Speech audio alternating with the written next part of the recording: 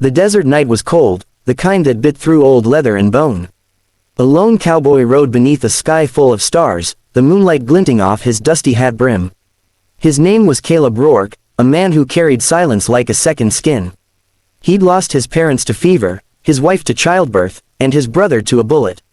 Now, all he had left was his horse, his rifle, and the endless road that never cared who walked it.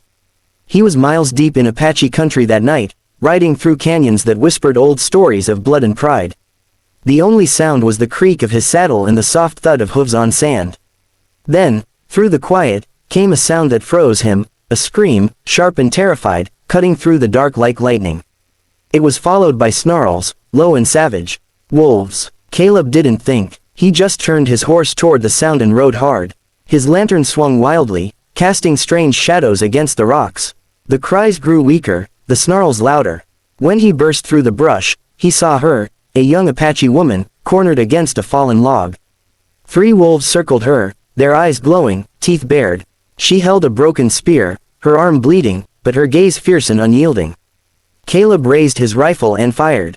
1 wolf dropped, the others turned, snarling, rushing him. He swung his rifle like a club, cracked one across the skull, and shot the second mid-leap. The echoes rolled across the canyon, and then there was only the sound of her breathing, quick and uneven. She looked up at him, her dark eyes wide with disbelief. You are not one of us," she said softly, her voice trembling but proud. "No, ma'am," Caleb said, lowering his rifle. "Just happened to be riding by." She tried to stand, wincing as her wounded arm gave way. He moved toward her, tore a strip from his shirt, and wrapped it around her arm. "They would have killed me," she whispered. "Not tonight," he said. "You're safe now." She stared at him, her breathing slowing. "My name is Naya," she said after a moment. "Caleb." He helped her onto his horse, and together they rode through the quiet desert until they found a small hollow beneath the cliffs. He built a fire, the smoke curling into the stars. Naya sat across from him, the flames painting her face in shades of gold and shadow. "Why were you out here alone?" he asked. "My tribe moved south for the hunt," she said. "I stayed to find a lost pony. The wolves found me first." She studied him curiously. "You came when no one else would." Caleb shrugged. "Couldn't just ride past." Her gaze lingered. "Most men would." He gave a small smile. "Maybe I ain't most men." For a while, they sat in silence. Then she spoke again, voice softer now. "Among my people, when a man saves a woman's life, her spirit belongs with his. We say, you are mine now." Caleb chuckled lightly. "I don't reckon I own anyone." She tilted her head. "Then maybe I own you." He smiled, shaking his head. "You got a bold way about you, Naya. And you have a sad way about you," she replied. "Sad men do brave things." Her words lingered in the firelight, wrapping around him in a way that felt both heavy and healing. At dawn, they rode to a spring where the water shimmered like glass. Caleb planned to leave once she found her bearings, but something in him resisted. They spent days together as she healed. She taught him Apache words, laughed when he mispronounced them, and told him stories of her people. He told her about his lost family, about the empty house and the dreams he buried years ago. In her presence, the silence inside him began to loosen. On the 3rd night, a storm rolled in, sweeping over the desert in a curtain of rain. They took shelter in a small cave. Thunder shook the earth, lightning lit the walls, and for the first time in years, Caleb felt alive. "When I was a child," Naya said softly, "my grandmother told me the spirits sometimes send a stranger in the night. Not to take you away, but to show you where you belong." He looked at her. "And where do you belong?" She met his eyes without flinching. "Wherever you ride." He swallowed. "You don't know what kind of man I am." "I know what kind of man you were that night," she said. "The kind who rides into darkness for someone he doesn't know." Rain whispered at the mouth of the cave. She reached for his hand. It was warm, steady, human. In that simple touch, something inside him shifted. When the storm passed, they rode toward her village. 3 Apache scouts appeared on the ridge, bows drawn. She spoke quickly in her language, and they lowered their weapons. The chief came forward, tall and solemn, his hair streaked with gray. He listened to Naya's story, then turned to Caleb. "You saved my daughter," he said in halting English. "For that, we honor you. But you must go now.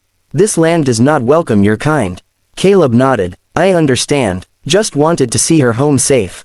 Naya's eyes glistened. "You will not stay," He forced a smile. This world's big, Naya. You'll be fine. Her voice trembled as she whispered, "You're mine now." It wasn't a demand, it was a confession. Caleb tipped his hat, eyes heavy. "And you're in my heart," he said. Then he turned his horse and rode away. Her voice followed him, carried by the wind, a sound both tender and haunting. Weeks passed, then months. Caleb wandered from town to town, chasing work, chasing quiet. But every dawn reminded him of her, the curve of her smile, the way she said his name like it was something sacred. He thought he'd left her behind. But love, he learned, had its own trail. One evening, as he crossed the Gila River, he heard hoofbeats behind him. When he turned, his breath caught. It was Naya. She sat tall on her horse, the sunset painting her hair in copper and fire. "You followed me," he said, half amazed. "I found you," she replied. "The spirits led me." He stepped closer. "Your people, they will always be my people," she said. "But you are my heart." Caleb's voice broke. "If you ride with me, it won't be easy. I have no home, no land. Then we will make one," she said. "One log at a time." He laughed softly, a sound full of disbelief and joy. For the first time in years, he wasn't running. He was found. They built a cabin near a creek where wildflowers bloomed. He taught her to read the stars, and she taught him to listen to the wind. They lived simply, lovingly, beyond the reach of anyone's judgment. When the nights grew cold, she would sing old Apache songs, and Caleb would listen, his heart full. Years passed. Caleb grew gray, his hands slower, his voice softer. But every time the wolves howled in the distance, he'd smile and say, "Funny thing, never thought I'd be grateful to those beasts." Naya would rest her head on his shoulder and whisper, "The wolves took my fear and gave me you." He'd kiss her hair, "Guess they gave me you too." When Caleb's time came, he went peacefully, holding her hand. Afterward, travelers who crossed that desert sometimes swore they heard a woman's voice singing to the moon from a cabin by the creek. They said her song was soft and endless, carried on the wind. And if you listened closely, you could almost hear her whisper, "You're mine now." Not as a claim, not as a chain, but as a promise, that love, once found, never truly dies. It just changes shape and keeps on riding, forever across the open sky.